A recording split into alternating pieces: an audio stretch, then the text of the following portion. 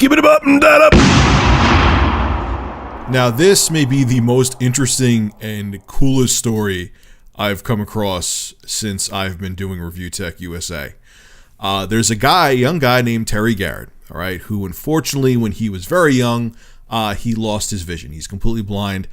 He lost sight in his left eye when he was 5 and his right eye when he was 10. Now, you would think because of this that video games for Terry would be out of the question. Video games, you need to see what's going on, right, to play them. Well, no, not for Terry. In 2011, he finished Abe's Exodus using sound only, and this is absolutely amazing. He actually can play, and he beat The Legend of Zelda Ocarina of Time using only the stereo sound coming from the game. You don't have to believe me if you don't want to. Here's some footage. Take a look. Okay, so this time I wanted to show that not only can I play 2D games, but I can play 3D games. Okay, so I know that I have to make it to the vines on the other side of the room straight ahead of me, but I'm not quite lined up, so I'm going to take 1.5 step right this way. Look, that thing to my right. Straight across here. A little to the left. There's my chest. Okay, now for this third spider, I have to use the stereo sound.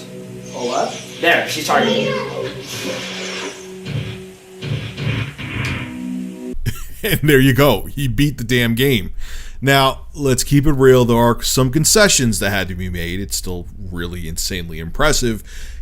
He played this on an emulator. It wasn't on native Nintendo 64 hardware. The reason that he did that was so he could do quick saves. So if he walked off an edge, because once again, he's blind, he can't see, he could just quickly reload his last quick save and just, keep on going. And, there's a lot of trial and error. It took him since 2011 to beat this game, all right? But still, he just used sound from The Legend of Zelda Ocarina of Time, and he beat the whole game from beginning to end. I don't care if it took him 20 years. The poor kid can't see, and he beat a 3D game, a huge 3D game like The Legend of Zelda Ocarina of Time.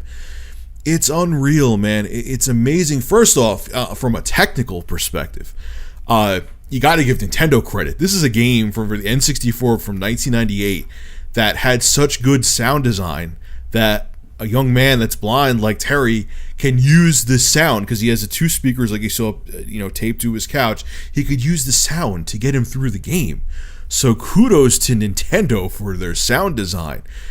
And also, too, most importantly, kudos to Terry, because it shows, man, if a human being, if there's a will, there's a way.